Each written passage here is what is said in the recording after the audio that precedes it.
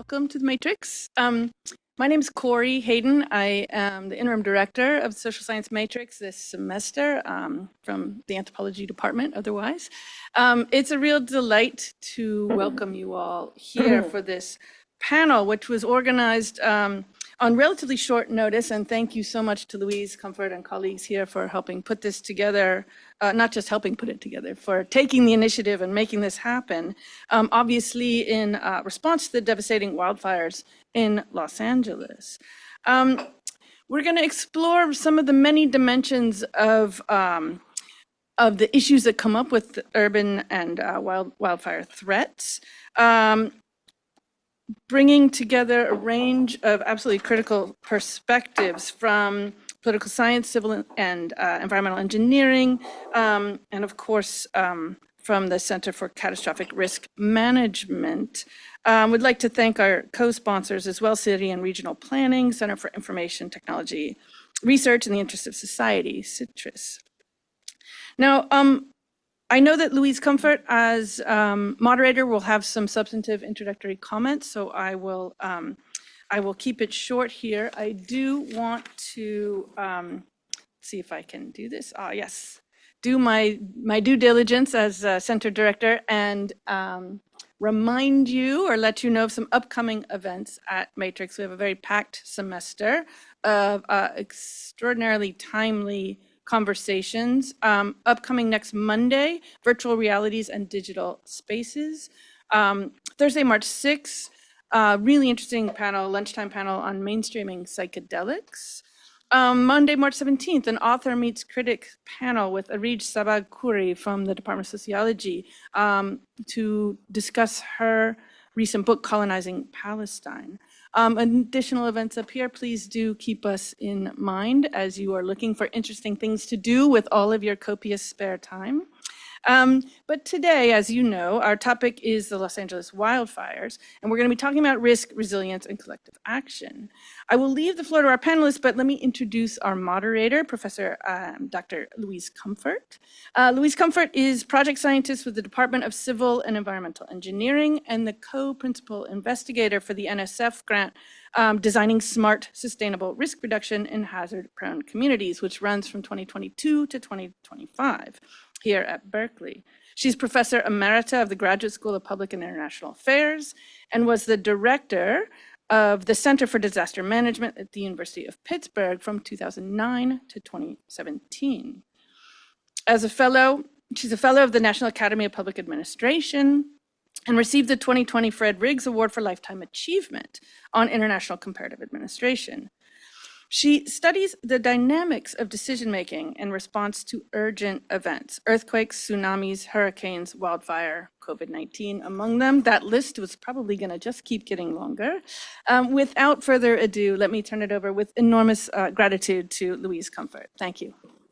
Thank you. Thank you very much. And I am delighted to introduce this panel, a sad panel, but an important panel, and one that we really need to pay attention to. Let me just give you just a very brief context. These were catastrophic, and we're looking at catastrophic risk, a set of conditions that's the extreme of the extremes. And this is probably the most consequential, the most costly, the most difficult wildfire we have seen. Just some brief statistics. It was not just one wildfire, it was 10 wildfires burning successively. And the two big wildfires, the Eaton wildfire and the Palisades fire, were burning simultaneously. So this was a situation where we had it burned over 16,000 acres. The numbers keep changing. And there were at least 25 people who were dead, found dead, but likely the consequences from smoke pollution, et cetera, will lead to more. And thousands and thousands of people harmed. The evacuation was really rather remarkable. About 200,000 people were evacuated in a matter of hours. It was chaotic, it was difficult. Cars were being pushed off the road, but they got people out. And the total cost was estimated at $250 billion, largest, most expensive wildfire we've had. The critical thing about this event is that was the initial event. And already what we see is the rains came and the mudslides that followed and the floods, and then the whole discussion of recovery.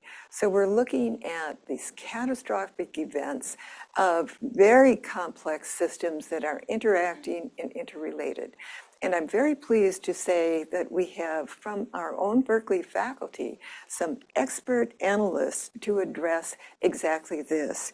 And we have Kenichi Soga from the Department of Civil and Environmental Engineering. And Kenichi Soga, if I read all of this, I think I'm going to shorten it a little bit.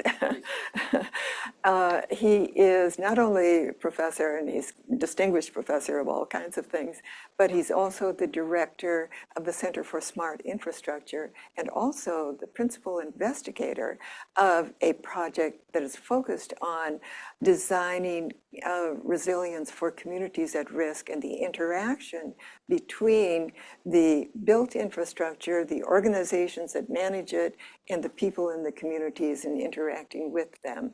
And second, we have Marta Gonzalez, professor of city and regional planning, who has looked at modeling in complex systems. And then we have Chris Ansell, who is professor of political science, is focused on governance issues and especially governance across jurisdictions.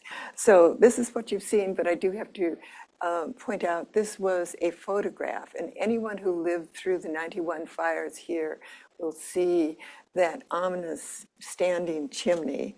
And then this was the critical issue. It's where we are now in cascading and compound risks. And this is the burn scar from both the Eaton and the Palisades fire that is now subject to mudslides, landslides, flooding. And so our challenge is really to understand these complex conditions, the dynamics that are driving these extremes, and to anticipate the risk for the next time, which will surely come. Now I'll turn it over to Kenichi.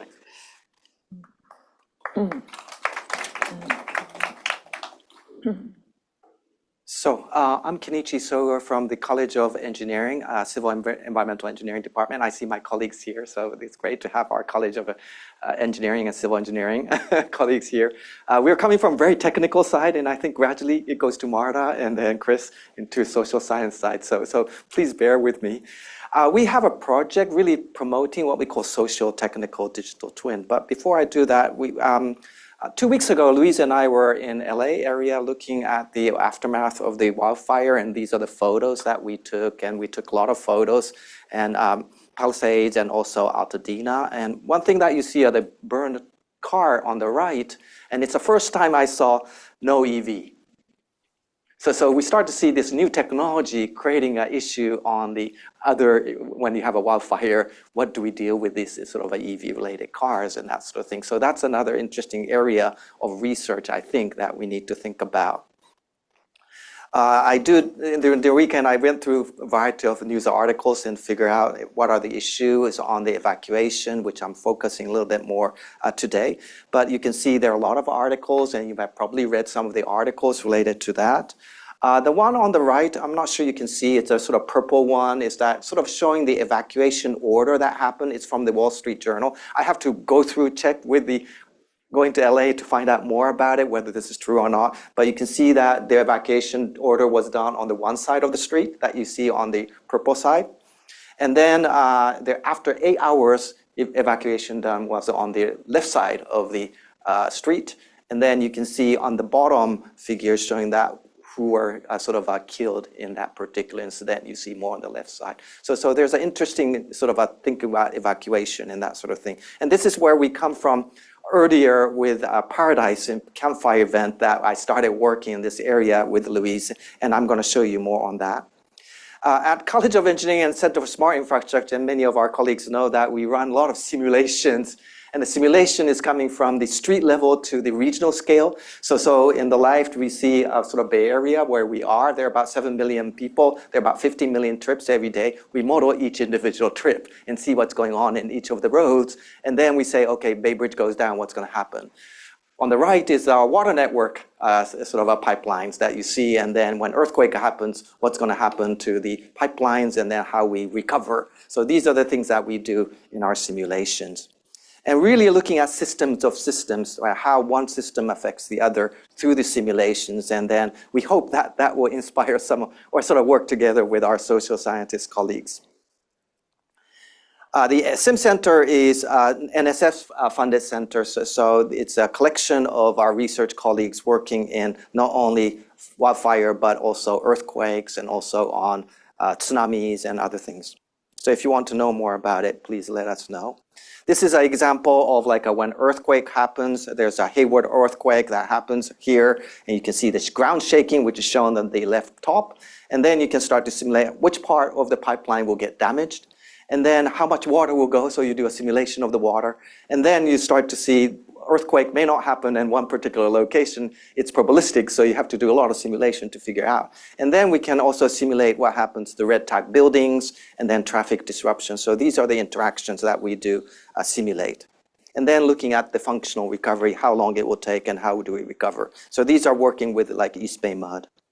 This is a project with Caltrans, for example. Caltrans have thousands of bridges. Of course, Bay Bridge, Golden Gate Bridge are good, but then there are thousands of bridges. When earthquake happens, which one going to be? So we have a project to see which bridge is very important so that everybody has access to hospitals.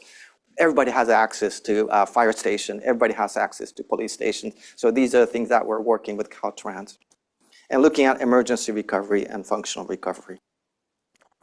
The project that I want to highlight today is what we call a Smart and Connected Community. It's a National Science Foundation project that we've been working together with the counties of Alameda and Marin in particular. And Louise is one of the colleagues, but Stephen Collier, who you may know, and then Michael Golliner from the mechanical engineering. We all work together with the UC Santa Cruz and UC Davis colleagues. For my part, it's really using socio-technical digital twin, the simulation that you see, a wildfire simulation that you see on the top, a traffic simulation. So what you see in the dot is like a usual traffic, the ordinary traffic that happens. And then you start to see some people in the blue evacuating, and then what are the interactions, what are the bottlenecks? Obviously, it's a simulation, so it's not going to be true. Every event will be different, but you start to see what if scenario, what are the things happening, and then it allows the community to discuss with the local government by looking at each other and trying to understand each other. So I'll go through this a little bit more carefully, and that's what we do. So what we do in this particular project is that Louise will look at through the interviews and looking at the network. So Louise may talk about this later on, but then there is a formal network, how people talk to each other during the wildfire event. But also there's an informal network like fire councils and all these organizations. And then the link may be related to PG&E, for example, not through the local government, CAL FIRE and CAL OES. So on the formal network, you see CAL FIRE and CAL OES linking closely together. But then in the informal one, it's really fire councils that I see some of the colleagues here linking to PG&E. We do simulation on wildfire modeling and agent-based. And then important part, and the most important part, is that how to model the communication, how the organization talk to each other, how do an organization talk to the public, and how do we model that is a tricky part, but I rely on Louise to work on that. And so we can combine everything together to see what's going on. And I'll show you some later on. And then my colleagues from UC Davis and UC Santa Cruz creates games out of that. So because these are complex systems, outcomes are quite complex sometimes. So how do we bring that into gaming environment is what we're working on. In terms of social science questions, these are the three questions that my colleagues highlighted, you see on the left. One is called social dimension, which is complex time. how do people look up time, how they think about time. Your time is different from my time. Sometimes my time goes quickly, your time goes very slowly. What are the times? And I guess that's something about a complex time. Scales of risk and capacity for action. So again, whether it's a local or government or regional, how do that risk and capacity can be looked at and make action? And the action is related to the third one, collective cognition and action, is that how community, it's not only a person making action, it's really how the community collectively make realize what is going on at that time and make the right action. So again, it's about cognition and action as a community. And that's what another third question that my colleagues came up. So in the project, these are the important questions to answer. And then myself will work on the right side, on the technological dimension, is to figure out how it works together. And obviously, by showcasing those together in community is what we want to do. So campfire is probably, you may remember, in 2018, that happened in November 8. And of course, the wildfire happened, as you can see on the simulation. And we see how fast it went to the paradise. And within 1 hour, 2 hours, it consumed all the town. And obviously, everybody has to evacuate, as you can see on the right bottom. So we do simulation of this in terms of wildfire, and then communication model and how traffic goes. Oops, sorry. And then how the traffic simulation happens, and then compare that with the reality and trying to see. Obviously, there are a variety of issues. For example, if you evacuate, you may have 2 cars in your household, so you want to use 2 cars. You may have 3 cars, so you may have 3 cars. But it may be better to just have 1 car because it don't create traffic jams. So the question is that if you only have 1 car, what would have happened? At that particular day, cell tower went down, so people didn't have a communication. And what would have happened? So again, if you don't have that communication part, what would have happened? And that's something that we can look at as well. The most important part is really looking at the timeline of what happened. And then this is the sort of a video of the fire chief going to the site in the morning where actually the fire has consumed the city and then town, and then people are evacuating. So Louise and I and ourselves got together to really looking at the timeline, because that's so important in terms of understanding what really happened and how organization behaves. So we really want to do this for the LA fire as well, and we just submitted a supplementary request to NSF, but we'll see how NSF goes. The incident is that fire arrived in Paradise at 8 a.m. and then 10:30, the communication went down. Actually, the Paradise had 14 zones divided, and they had an award-winning evacuation plan. But then that assumed sort of a stage evacuation. But in this case, it went so fast, the fire chief had to decide everybody evacuate at the same time. And the question really is that, was that the right thing to do? And this is something that we can simulate and understand. You can see that there's 4 exits, different roads, and then at every point, because the fire was coming from the right side, they had to stop the access road stop, and then you can see when that happens. So again, that allows us to look at the simulation, how the people evacuate. They did use a contraflow, meaning that there are 4 lanes to 2. But then they brought 4 lanes. But then the issue was that sometimes if you're on the right side, you're not very used to it. Your police chief and the other cars are coming against you. And so you have to figure out, is that the right thing to do? So there was a confusion on that particular part as well. So that is sort of a finding that we made, and then we're trying to simulate. The most important part of the communication challenge is really how people decide to evacuate. And that we see that on the wildfire in LA as well, is that the fire chief will come and say, there's a siren saying that evacuate, but people don't usually evacuate. It's only your neighbor knocking the door, say you gotta evacuate, you evacuate. So these are the things that we do see often, but we have to create a timeline. So that's what you see on the right, is that we inform population and how they evacuate it. So these are important part of our simulations. And at the end, we do simulation like this for this particular car. Each individual cars are modeled, but then you can see time it took for 90% of evacuees to leave Paradise. So that's what you see on the right top, which is called baseline. So if you see on the right top, I'm not sure I can show. This is the baseline, which took about 5 hours, 6 hours to evacuate. But let's say if you had one vehicle to go, then it takes about 3 hours. And then if you do contraflow, what would the effect? We have a phase evacuation. It did have an effect, but then actually doing an immediate effect did have a good results as well. Real-time information is about if your smartphone is working, if you knew about the traffic, but in this case, you only have one way to go anyway, so it doesn't really help. But in like Berkeley Hills, there are different ways to evacuate because there are small roads. So real-time, we know that real-time traffic information does help to evacuate faster. Obviously, it's not only evacuation, but then if you're sort of evacuating, under the fire becomes your lifetime trauma as well, being exposed to fire. So you may be safe, but you're under the fire creates a psychological, mental issue in the future. And therefore, we also look at how long you are in the fire as well.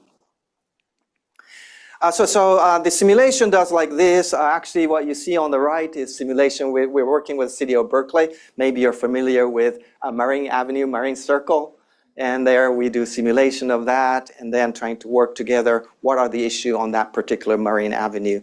And then how do we evacuate effectively? We do have a game, so if you go to a QR code, you can look at some of these games that my colleagues from UC Santa Cruz are developing. There are entertainment game developers, but then they also call them serious game developers.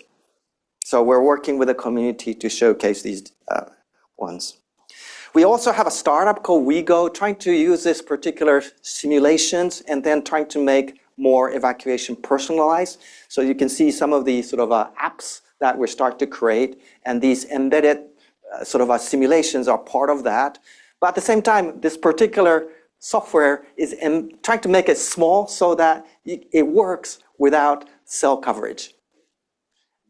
And then we're trying to do that as well. So we try to put the information as possible inside your small computer on your smartphone. So if the internet goes down, at least you can see how you evacuate. So it gives you different routes by putting, if it is blocked here, what's going to happen.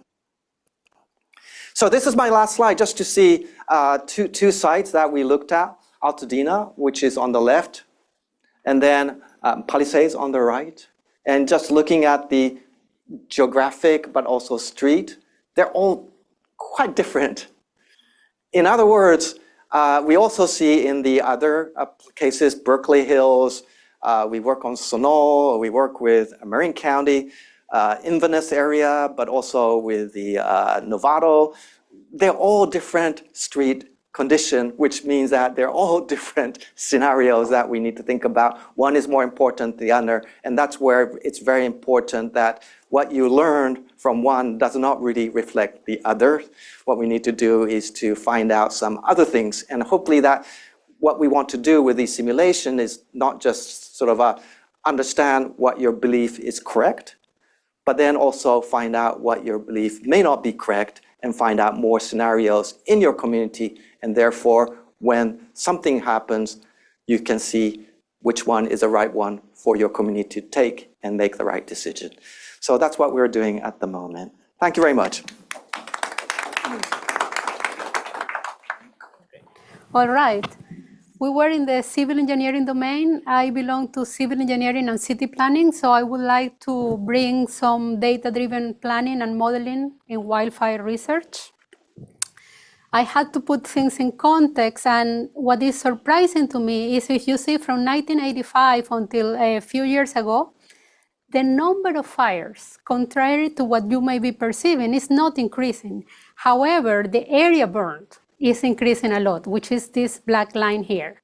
And then the suppression cost increases, and California is right there with the US suppression cost. But what is most surprising to me is the number of infrastructures that has been destroyed. So if you see here from the last 60 years is only this amount of infrastructure, but in the orange line is until 2019 we have this.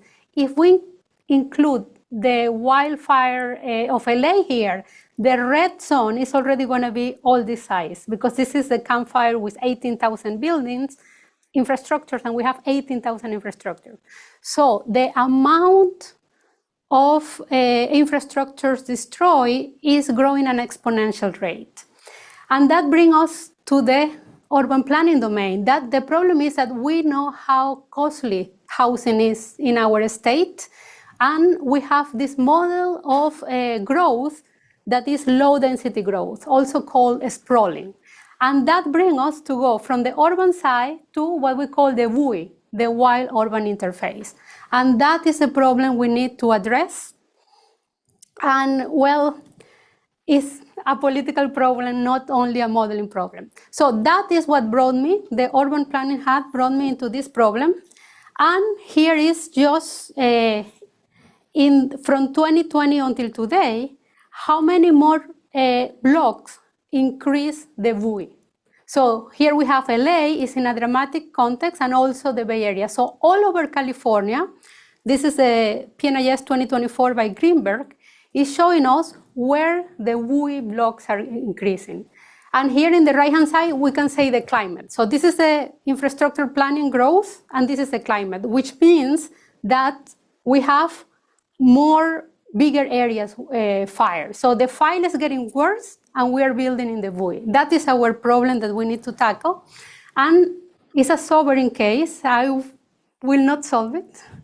But let me go into 3 examples in which I think data and modeling has helped us. And this is the first one, what brought me into this topic. So it's basically how we predict wildfire behavior and intensity of a spread. It was through the realization of this type of law. We want to spread when this is in the wildfire, not in the WUI, just in the wildland. When we are spreading the fire, we need fuel type, fuel moisture, wind speed, and slope. And the physics of that is the so-called Rothermel equation, which are not microscopic physics like the one Michael Goldner is doing. This is semi-empirical laws. And these laws are in different simulators, Prometheus in Canada, Farsight here in the US, like the one Kenichi was using. And the problem is that this physics is old. The simulators were built in the 50s, probably. And I thought, as a physicist, an engineer, and data scientist, we should be doing better, something that everybody can use, that is friendly, you know, like let's bring the IT here. Then I had this a student from IOR, brilliant student, that developed, we shared this thing, it has to be better, let's develop ourselves. He wrote down the equations in a cellular automata model, and it's open source. And here what we have is, what's the angle of the ellipse, and what is the rate of spread in the front, in the back, and in the flank. So we are able to, because it's relatively simple physics, we are able to write down the equation, Cristobal was, and develop the model. And here is where Minho come, our PhD student, to follow up on the thesis of Cristobal. And we have here the fire spread of our model that is self-to-fire in Santa Barbara versus the standard fire simulator that is Farsight. And we can do better because the physics of these problems are simple. Then we have the typical problems that here is the real fire scar. Here is what the simulators do. So we are falling short in how to model the fires. We had the hope that applying machine learning would give us better models. Sobering story, just simple black box optimization was better, and Minho could, with self-to-fire, change the shape of the ellipse parameters and get better results. So right now we have an open source fire spread simulator that can produce fire scars.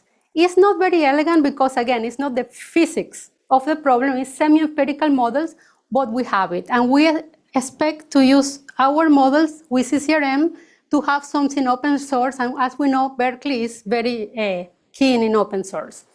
Then, the second story is facility allocation. Is the, again, where is the communities? And there is one aspect that I see, the environmental science modeling is not together with the human models. And this is what brings us into this second story. We have the ability to download and process the whole 2 million nodes of the road network in California. We are able to download all the fire stations, and we want to see something as simple as the accessibility to fire station of the different census blocks in the state. However, we need to do a facility allocation, not only taking into account where the people is. That is more the planning hat, that is not doing the environmental science part. We also have in every block, what is the fire behavior? That is the fire intensity in the block in the state. And then we have this optimization model that is for every block of 0.1 square kilometers, what is the shortest travel time from the fire station, and what is the fire behavior in that block. Then you have a risk index that is the combination of these two, that is the shortest time to the fire station. If you have these two long, your risk is very high. You have the fire behavior, and here comes the number of infrastructures and amount of people. So we have all the different variables, and these type of things, when we are doing optimization, we come still, I think we fall short. The best ideas for facility allocation may come from the social science.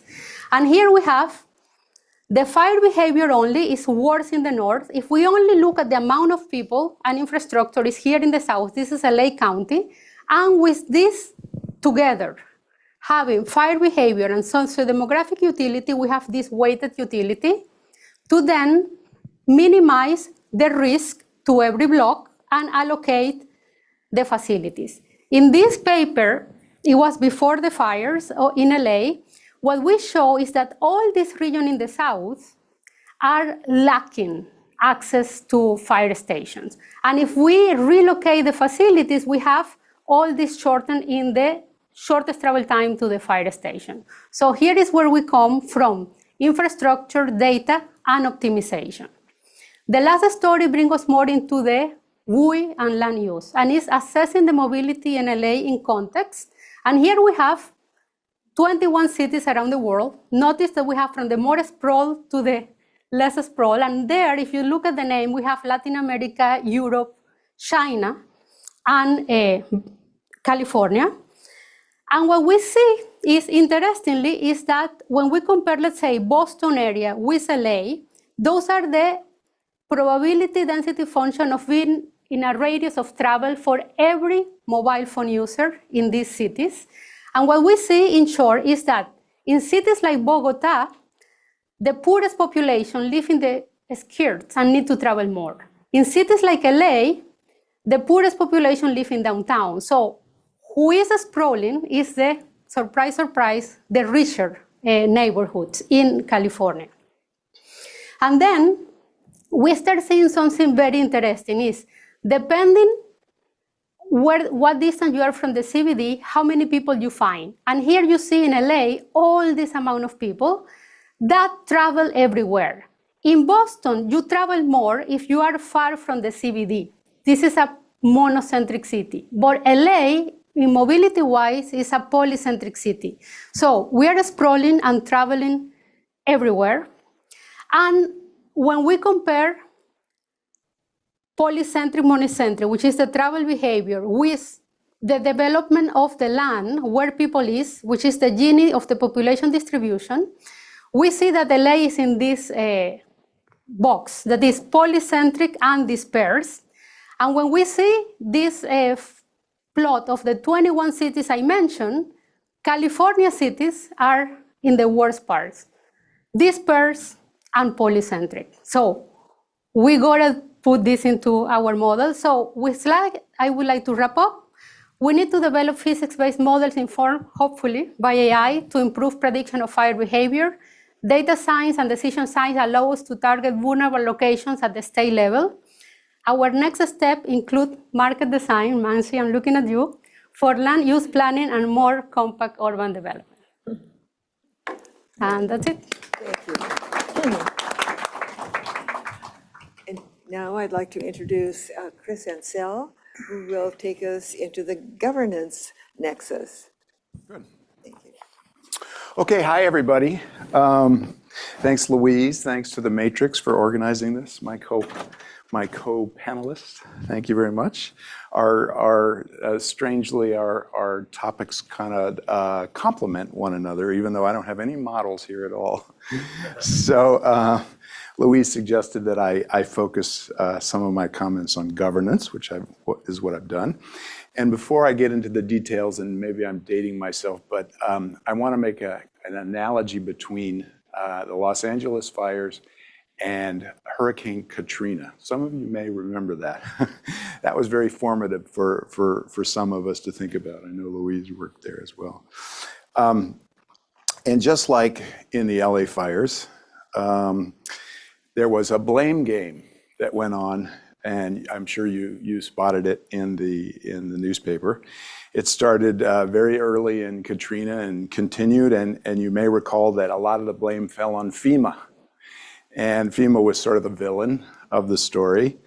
And it was argued to be too slow and too unresponsive to the needs of the local community. Okay, and so FEMA certainly didn't perform amazingly well, and there were definitely some mistakes made. But I recall a conversation that was important for me with a colleague who Louise knows, named Arjen Boyne, a Dutch scholar, also a well-known crisis management scholar. And he said, he ended up writing a book about Katrina. And one of the things he said is everybody was focused on how to analyze the errors of FEMA, you know?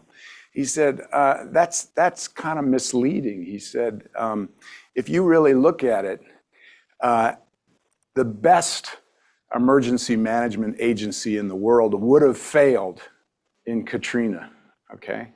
So, and focusing on their errors, not that they're unimportant, that's not the point. Not that they're unimportant, but focusing on the errors of FEMA is sort of distracting you from the big picture. And that stuck with me as an important thing. And I think a similar thing, as I read the newspaper articles, a similar thing is true about LA. We got focused on a lot of blaming across, you know, between the mayor and between the governor and between the LA Fire Department and other people. And if you focus on that, you can find errors, things they did wrong, but it sort of distracts you from the big picture. So I want to try to put it a little bit in a big picture for you. And this quote up here by John Keeley, who is a U.S. Geological Service survey fire ecologist based in California. And just to paraphrase, he said something like, and this caught my attention as I was thinking about this, how this puts things in perspective. He basically said, when the winds are blowing like this, all bets are off, you know? So the severity of the winds were just overwhelming almost anything you could do in response. Now, again, that doesn't mean that there weren't ways you could improve, that there were things you could do better. I'm not saying that, but just kind of trying to get you to focus on some of the bigger issues. Okay, now what are the bigger issues? Kind of sticking with John Keeley, I'm impressed by a particular distinction he makes in his work with some colleagues, and he distinguishes between fuel-dominated fires and wind-dominated fires. And fuel-dominated fires are driven by the buildup of excessive fuel. You've probably heard a lot about this, about how in the West we suppressed fire so long and it built up fuel. And that led to kind of our president saying that the problem in California was we were not raking the forests enough, okay? But it turns out that the fire in LA were wind-driven, not fuel-dominated fires. And that actually has implications for how you think about public policy, as I'm going to try to bring out a little bit. And the first big thing is, and you can see down here, is that a lot of the wind-driven fires, which by the way are mostly along the coast of California, except for the Camp Fire, it's a little further in, but they're all being impacted or lit, or many of them are being lit by power line failures, okay? So that's an important public policy issue there to think about governance. Now, if you think about power lines, they're kind of a tricky issue. It's an important issue to think about, but it's a tricky issue. There's speculation, by the way, that the Eaton fire, but not the Palisades fire, was caused, speculation, there's still investigation, speculation that it was caused by Southern Edison power lines. Is that right? Southern Edison? Yeah. And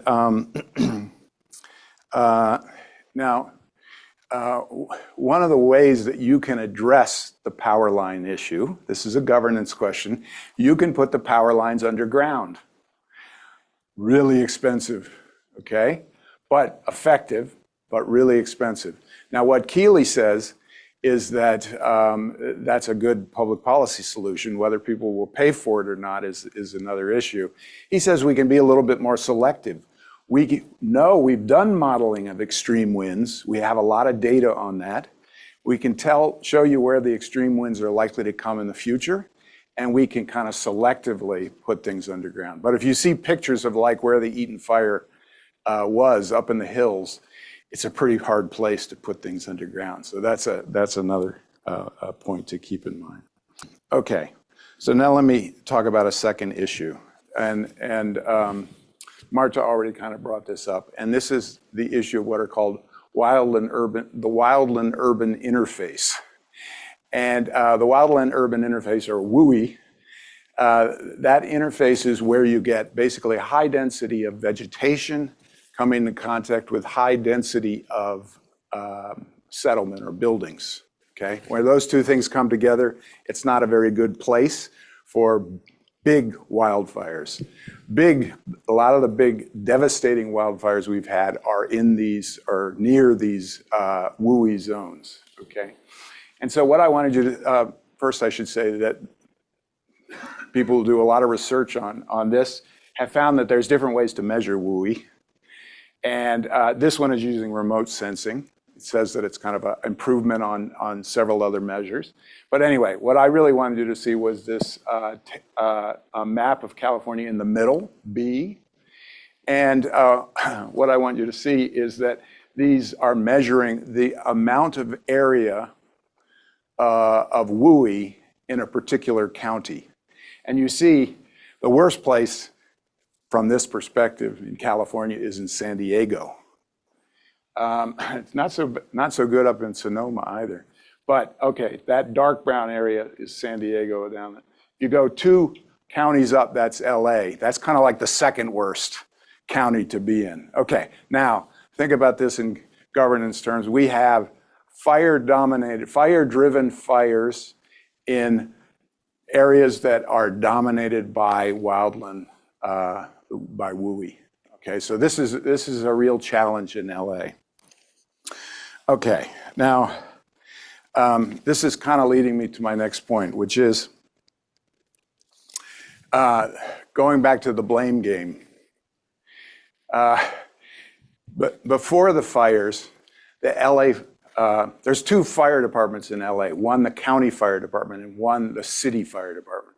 Before the fire, about a month before, the fire chief of the city fire department sent a message to the city council and the mayor saying, you cut our budget by this amount of money, and we're not really prepared to deal with a lot. You've kind of undercut our capacity. Okay, so this is part of the issue.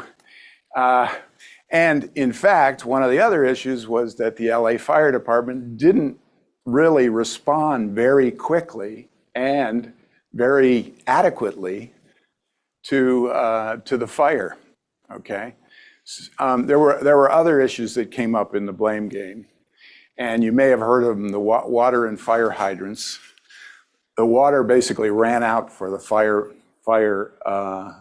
personnel, firefighters. And that made national news. It turns out, just to say something about this, again, kind of you need to put this in context of a larger perspective of the magnitude of the fire. There's a guy, water resources expert at UCLA named Greg Pierce, and he basically said, there is no fire there is no water system in the world that would have been able to function perfectly under these conditions, okay? And then he said, and this is also kind of the, I'm getting you to think about costs and what the trade-offs are. You can make the water system really reliable for giant wildfires, but it's going to be really costly. And the question is whether that's the best use of the money. Is it better that that money goes into maybe burying power lines, for instance, okay? So now I want to come back. There's a bigger structural issue, and it's kind of brought up in Marta's talk about the polycentric and dispersed nature of Los Angeles. And that is, if you look at LA County and LA City, you see that the fire departments cover this incredible size geographical region between the two of them. I mean, it's much bigger than New York City's metropolitan region, by the way. And one of the things they found, I wasn't able to find reliable data on this, but one of the things they found is that the number of firefighters that you have in LA, they're very thin on the ground. And it's partly because they got to cover these big geographical distances. So this goes back to the finding that Marta found. Now, when the fire chief said, "Mayor, you've cut our budget, you're undercutting our capacity," that was, I'm sure, true to some extent. But the mayor said, well, we had some tough choices to make. And you can kind of understand that, right? They had to make some tough choices. Do we put this into education or do we put it into firefighting, et cetera, et cetera? Do we put it into affordable housing, which is a big issue in LA, or do we put it into firefighting? Okay, you can see that there's tough choices. Now, what I expect is after this, the fire department will get a budget increase.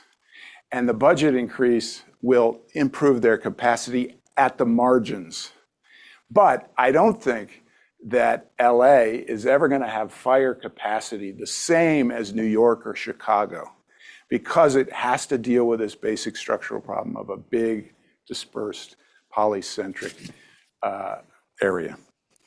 Okay, now let me come to my next point.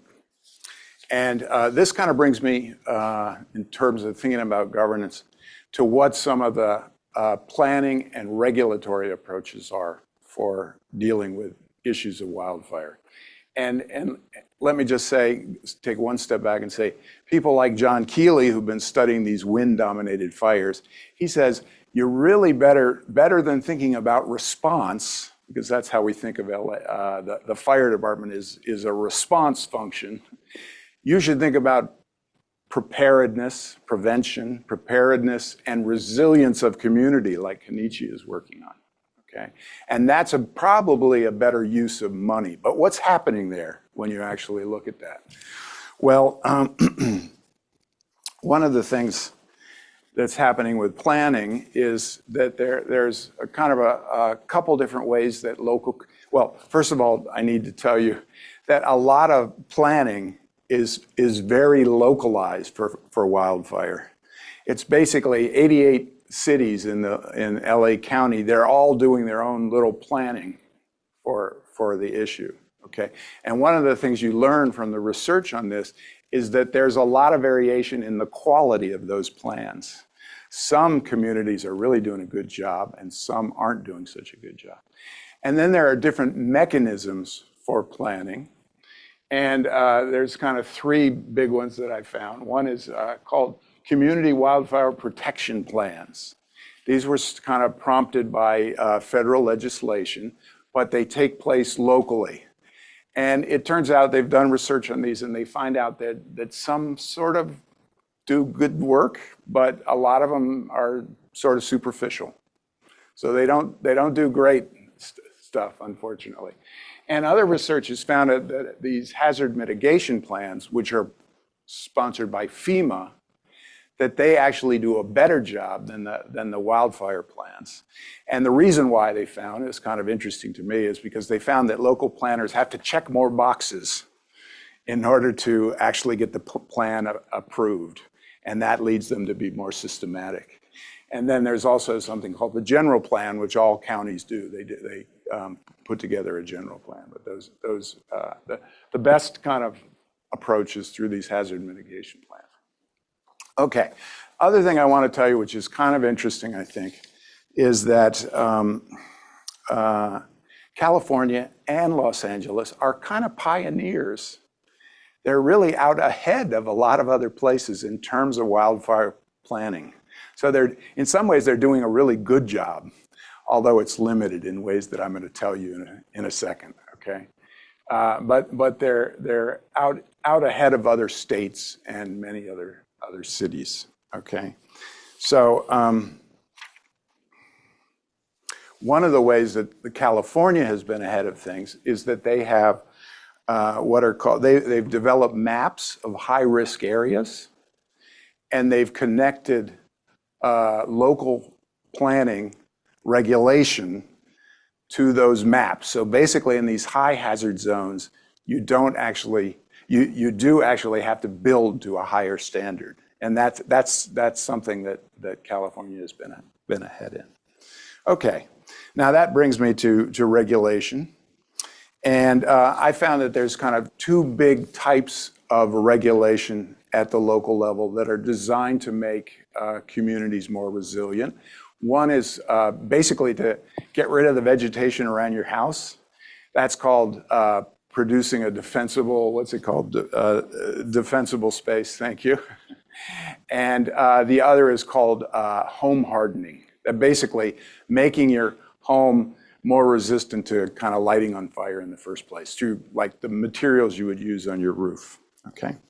Now, vegetation, for instance, I told my wife, okay, there's a new rule that says there's going to be a new state rule that says you have to clear stuff within 5 feet of your house. I told my wife that. She says, her reaction is, oh my God, that's like half of our garden. And I think, I just kind of use my wife as an example of, I think a lot of people feel that way. And one of the things that they found is that there's a lot of pushback on these local regulations. So there's a kind of a political angle to this. Okay, in terms of home hardening, again, California's been a leader on that, has very strict building codes. But one of the limits of this is that this only works for building new buildings, right? And old wooden houses like mine in Berkeley, they're like tinder boxes, and we're not really improving those, okay? So there's a long-term transition to really move towards greater resilience in this way. Okay, I'm almost done here. And so my conclusion about these regulatory measures is that they're good, they're important, but they don't really meet the need for responding to fire on a big level. And I had some more slides, but I'm going to kind of jump to my conclusion, which is the governance of large fires in Los Angeles and California is, to be very understated, a big challenge. I think the good news from my reading is that cities like Los Angeles and the state of California are really leaders in addressing wildfire risk, contrary to what our president has been saying. And also, I saw a lot of evidence in reading things that that fires do lead to incremental improvements in wildfire safety. So you do see learning going on, although I would describe it as mostly incremental. The bad news is that addressing these kind of more fundamental challenges is really confronts some significant political and financial barriers. Addressing the problem of utility lines or building up the capacity for fire response or accelerating home hardening. All these things are expensive and they kind of pose trade-offs across these different programs. So if you look at local planning and regulation, it's kind of mixed. It's very variable by community. Some communities don't have the capacity to do it very well. There's limits in the willingness of citizens to kind of go along with local regulations. So I hope in the end I've provided a little bit of perspective on the governance. I hope I didn't go too far past. Yeah. Thanks. Thank you. Well, thank you, Chris, very much. We've had 3 different perspectives from different disciplinary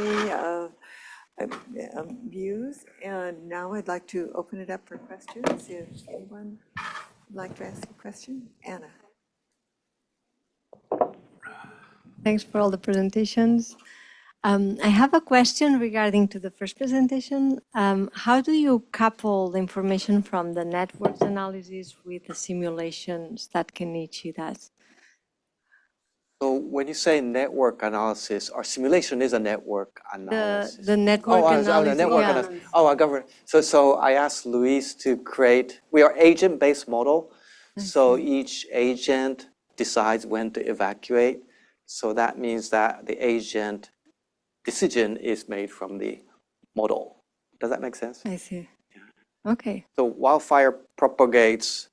Seeing the so there is an agent who will see a fire and say, I got to evacuate. So there's a certain proportion of that saying that. Some proportion will say, well, somebody said so, I'm evacuating. So Louise is creating that model for that. To Does that make inform sense? the agent-based model. Yeah, for the agent-based models. Yes, yes. We're Yeah. actually looking at the network of people and managers and the communication between the people and how that is communicated actually to the managers of, say, the traffic system, who sets the traffic lights and which direction, when the roads are closed, how is that information communicated to the people? So this is the socio-technical aspect of a digital twin, recognizing that the roads are fixed, but people can change their minds and they can redirect and go in a different direction if the communication is there. So it's communications and traffic, and it becomes a dialogue between the two. Thank you. Thank you all. Wonderful presentations. I have a question for Kenichi. So your SNCC proposal was about Alameda and Marin, and so you've transferred that knowledge down to Southern California. So I'm just curious, I have maybe 2 questions. In terms of modeling what's going on in Southern California, were there variables that you had to consider that you weren't expecting? So what came up as different, as the most prevalently different from your Bay Area modeling? And what is the spin up time for transferring those models to other places? Right. So the first question is currently working on Alameda Marine, and actually colleagues from El Cerrito, which is a Contra Costa, recently contacted, please include us. So that is really because fire doesn't know the boundary. So that is a very big issue. And of course, we have to confine ourselves. So we started with City of Berkeley. We now have LBNL. We now have our campus colleagues, Office of Emergency Services colleagues coming together and think about it. And of course, we're trying to expand that to Kensington and area. So I think that's a challenge, but then I'm hoping our WeGo or some of the startups or these colleagues will create a little bit more how to scale up. Yeah, and then our Sim Center also helps to scale that up. Number 2 is what we see in LA, and here I think that's something that we really want to find out more, because we find that every locations are different. We see in Palisades that they did evacuation pretty effectively, but they did say that issues were there. It's one way out. But then typically if you're in one way out, people are a little bit more aware of the issues. So it works better. It's really, the Eaton fire was a little bit more sporadic. Maybe they were not prepared for the wildfire because they're quite spread. And so we do see that differences, but then I really want to find out why, and that's why it's very important to find the details to get that. Because I think every fire is going to be different. But it's a good question and it's really about community understanding that, is that one person, you may have past experience on wildfire. Sometimes the issue is that they think that's the case, it's going to happen again. But that may not be the case. So realizing that is very important. Sorry, I'm maybe talking too much. It's interesting. So I appreciate all of your presentations. And what I wanted to ask about is, so Berkeley has extreme fire weather and suggests people to pre-evacuate, right? Trying to get people to pre-evacuate, ooh, that's hard. Okay, we did, but a lot of people didn't.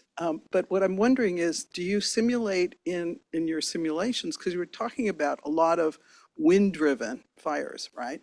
And if we get the spot weather forecast, which Berkeley's been doing, they say very low humidity predicted, high winds, Diablo winds around here. So please pre-evacuate, right? Do you ever put that in your simulation in a way to maybe encourage more of that?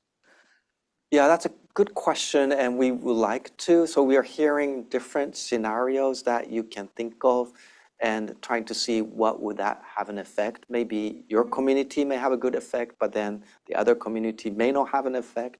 Just understanding that a little bit more is an important one to start. And what we want to do is that maybe CDO Berkeley has that particular evacuation notice that we received. I live in North Berkeley as well. But then maybe the public don't understand that. But having perhaps, and I'm not sure this is the case, but we start to see that if people see these simulations and they start to say, oh, okay, this may be the case. But having that particular dialogue is important rather than telling that this simulation is true, because it is not going to be true, because every simulations are different. Yeah, but I think we want to try that, and working with the community is very important. Hi, I have a question for Professor Gonzalez, especially, but if others want to share too. I'm curious about the fire growth simulations, the optimized simulations that you showed us. I'm curious how feasible it is to be producing those and using those kind of in real time for localities and local fires. I assume that these might take a while to complete. And also then there's the issue of, I mean, I do work in the rural counties in California, like Plumas, Butte, more rural, that are impacted by fire and don't have the resources, also local computing resources, and would rely on, I'm guessing, like CAL FIRE having those resources to then distribute that information. So I'm curious just whether those can be used in real time and what the feasibility of that is. Yes, that is what brought me into the topic. I thought if there is so much computation, we gotta be doing better than this. And then I discovered that the accuracy, meaning the physics of the models, to make it, just the physics of fire is a whole complex work in itself. Then I refer to Michael Goldner, Kenichi's collaborator. That type of problem is the frontier in terms of the research. To make it more for operational purposes, real decision making, it would be these semi-empirical models. And right now, with my student, we just make the search of what are the existing models, and the existing models are Farsight, Prometheus, you name it. Every country has its own, and it was built long ago. So the idea was, okay, let's do our own, it's open source, and let's improve from that. Then it brings us to one sovereign realization, that is high resolution wind injection, wind data, what we call data ingestion, is limited. So I believe one of the main components is that good high resolution of wind is one big limitation to make real time meaningful. Because you can do a video game, a movie, but it's not accurate. Then ingesting wind in high resolution is one frontier that we would like to.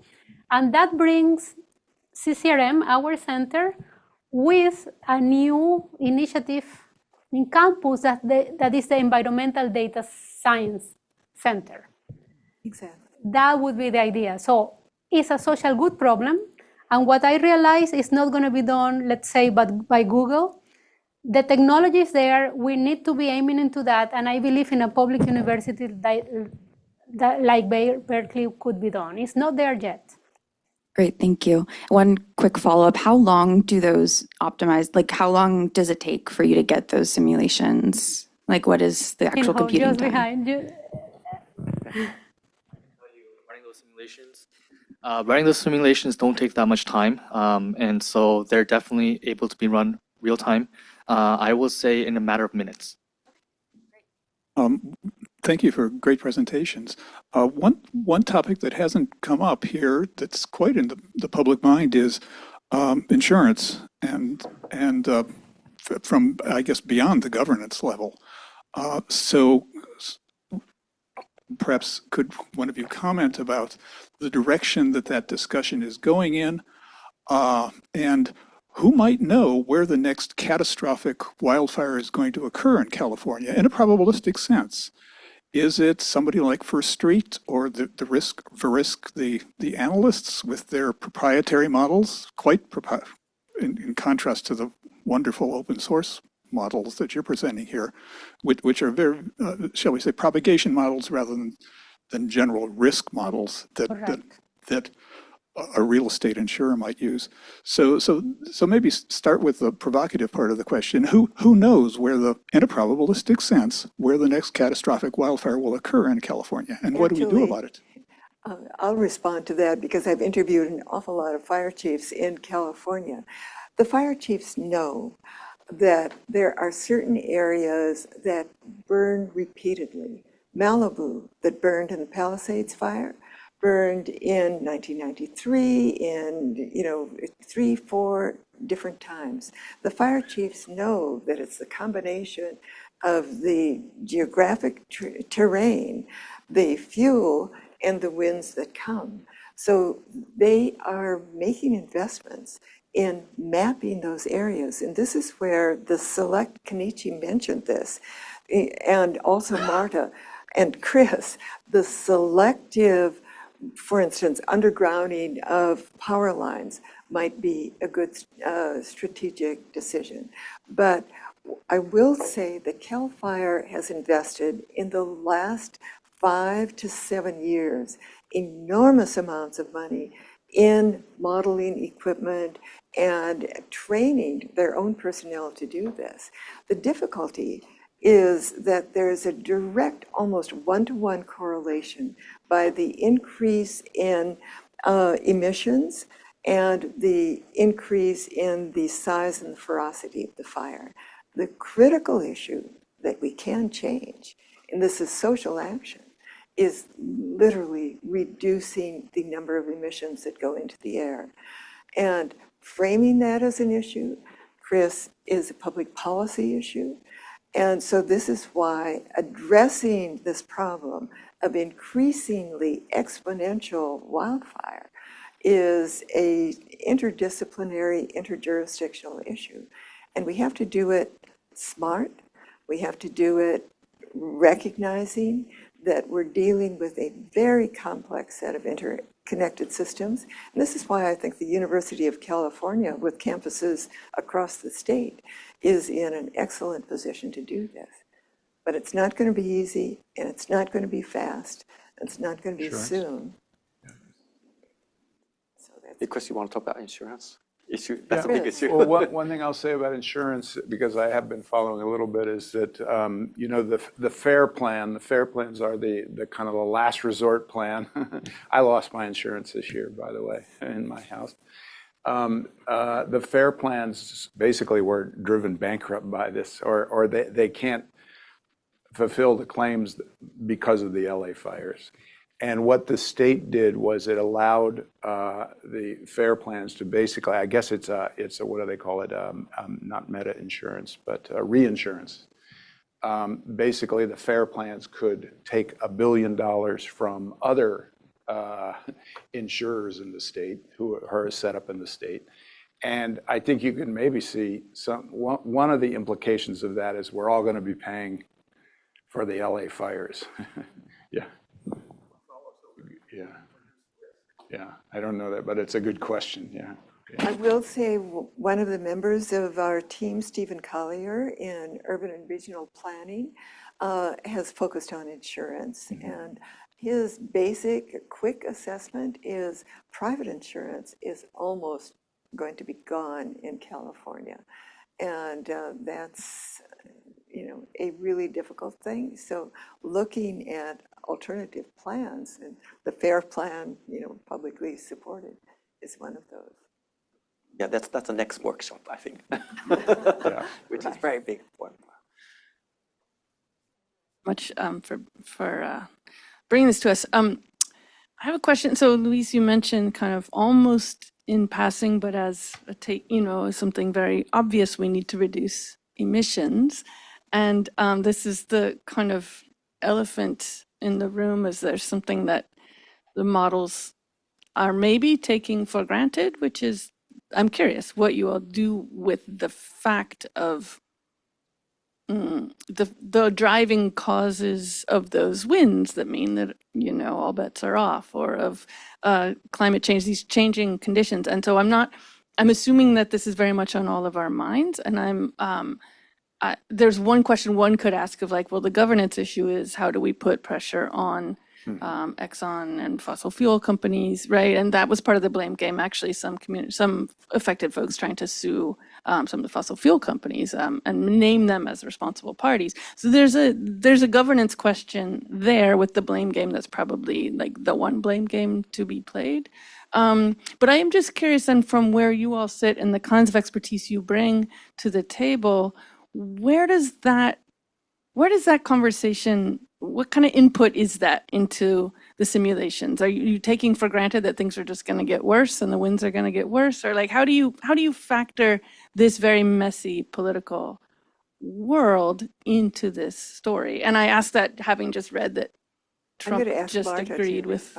Yes, actually, I like to quote Dan Kamen from ERC in this topic, and it's that housing policy is a climate policy. And what the data is telling us, why the areas burn is getting worse is the drought. So we have drought, and then fuel is worse, and that's why it's getting worse. However, interestingly, we cannot continue building at risk. And that's why I like to put our cities in the international context. The model of land use development that we have in the US, and particularly in California, that this low dense that we all love is not sustainable. And then right now, even CARB, California Resources Board, is funding a call for proposals that brings housing policy with vehicles miles travel. So we need to reduce vehicles miles travel, and that means sustainable transportation, but even how far we need to travel. And California is aware of that marriage. And then housing policy is a climate policy, and we are now being affected by the fires. So it's all intertwined. I'm not trying to promote our work, but then I think we can really go to the details to model like what you see in a climate change model right now. So I'm hoping, like Stephen Collier is a great example. He doesn't believe on models that we do, but then he creates different ideas and said, wow, that's interesting. Maybe we can model that and see how that goes. So it allows us to do that right now, I think. And so I think Stephen starts to see maybe what we do maybe linked to what he's thinking. And that's what we see in this project. But probably before the project, maybe he didn't believe at all what we're doing. So I think that's where we can have an interesting discussion on what can be integrated, if we can. Because there are lots of interesting ideas that come from you that we may want to think about it. And Louise has been very promoting, yes, I can do it in the communication side. So we need a model to put it in that. Of course, the model may not be correct, but then at least we try. Mm-hmm. Thank you. I'm looking at the clock. It is 1:30. Others may have other appointments. If there's any last question, you might ask any one of us. But I really want to thank all of you for coming. And I'll ask one big favor. Keep this in your mind. Start thinking about it. We need an innovative approach to deal with these increasingly catastrophic risks. And the one thing that we can change is how we think and act about risk. So please join me. Thank you.